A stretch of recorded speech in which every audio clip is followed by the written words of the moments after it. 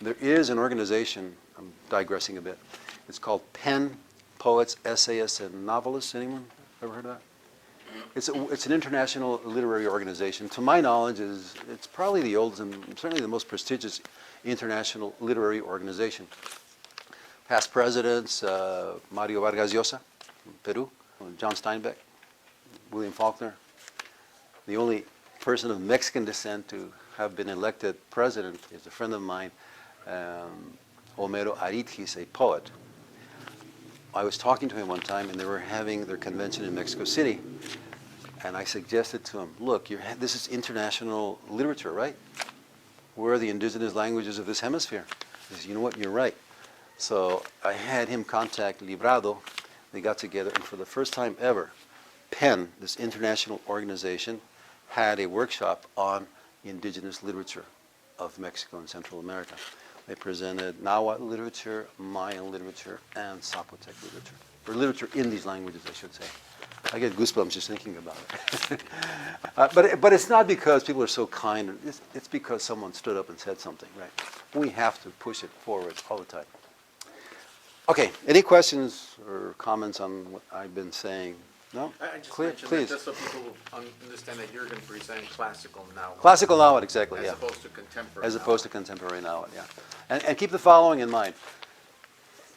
We have in the period before the coming of the Spaniards, which, by the way, I rarely, and I'm sure you don't either, right, use the term pre-Columbian and pre-Cartesian and so forth. I have preferred for many years now the term, and it's not the only one that can be used, pre-Cuauhtémoc, right, the period before Cuauhtémoc. The point of reference is our own. Why do we have to use someone else's point of reference? And I think the whole matter has to be restructured. We have to do it, nobody else, we. It concerns us, it doesn't concern anybody else. It doesn't concern the French or the Italians or the Spaniards, it concerns us. So if we don't do anything about it, nos tratan como nos ven. So we have to do something about that. And I am very grateful that the scholars in Mexico and in Peru in the actually late 1980s, when the Spaniards wanted to have the celebración de los 500 años del descubrimiento del Nuevo Mundo. I think most people were content with that, right? Well, why not? 500 years, sure, celebration, why not? Discovery, of course, the New World, of course. But then someone, thought about it and said, wait a minute. One, why should we celebrate? Let's call it a commemoration, okay? Two, discovery. A discovery, really? Isn't that insulting? What's your name? Ray. Ray. Do I know you? No. I know you now, right? Yes. Okay, Fermin. How would you feel if somehow I implied or said very explicitly that your life took on meaning today because I met you? That's exactly what's happened to us. All of a sudden, because the Spaniards became aware of the existence of our ancestors, now their life takes on meaning.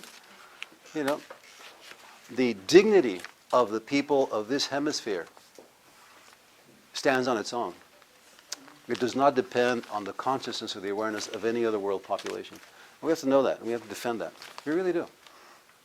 Anyway, no discovery. New world for your ancestors, not for ours, So it was a commemoration of the 500th anniversary of the meeting of two worlds. A little better, don't you think? Something else, I just have to say it.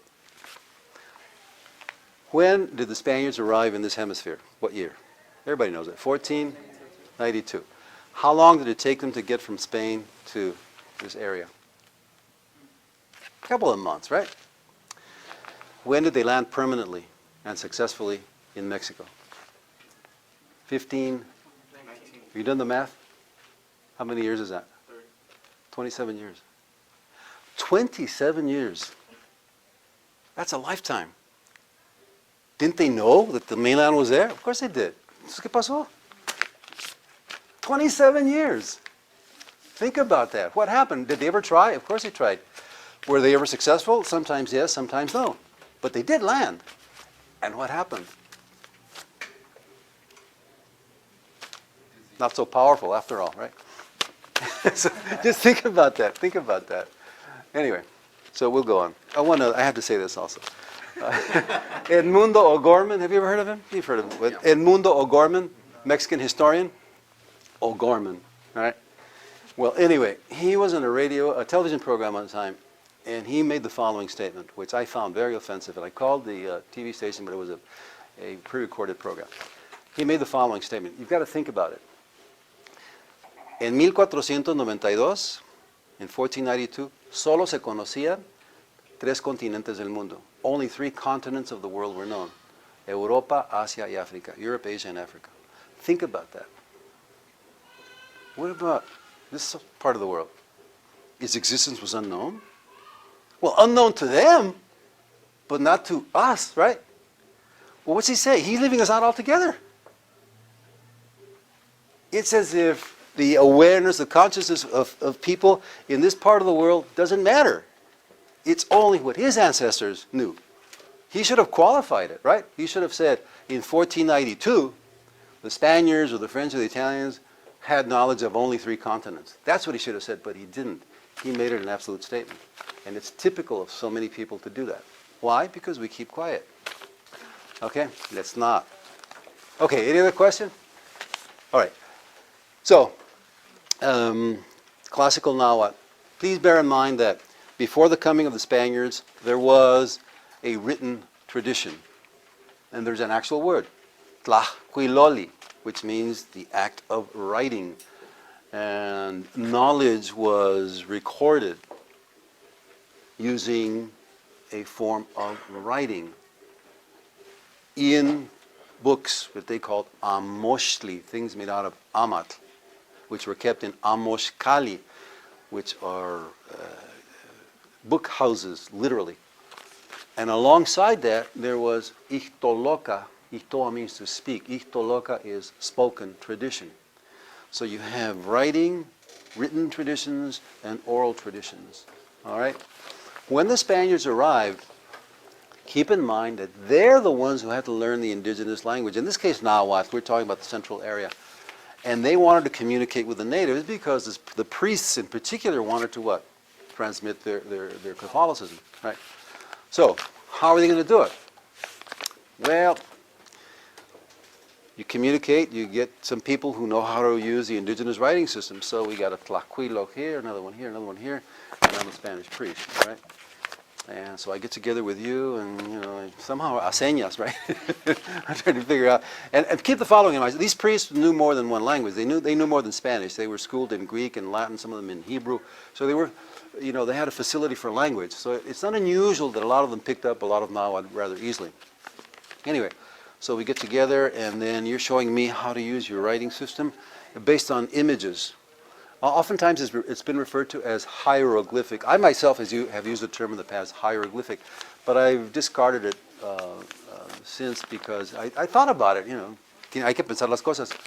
Glyphic means having to do with inscriptions. It's a Greek word. Glyphein in Greek means to inscribe, generally on stone, right? And then hieros in Greek means something like sacred or secret. Secret or sacred inscriptions, well, we're talking about books, paper. So I don't refer to that writing as that anymore, more image writing. That is, you have an image which can represent an object, a sound, or an idea. It's put together marvelously, and by the accounts of the Spaniards themselves, esta gente podía escribir lo que fuera. Anything you ask them to write, they'll do it, with their images.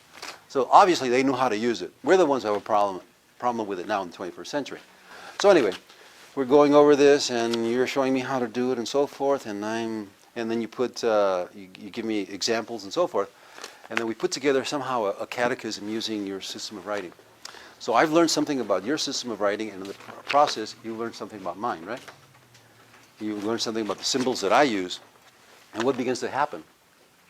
Well, you begin to take the sounds of your language, and then now you're using my symbols to represent those sounds, right? And I start to do the same thing, right? So eventually, very early in the 1520s, the Nahuatl language, the sounds of the Nahuatl language are being recorded using Latin letters.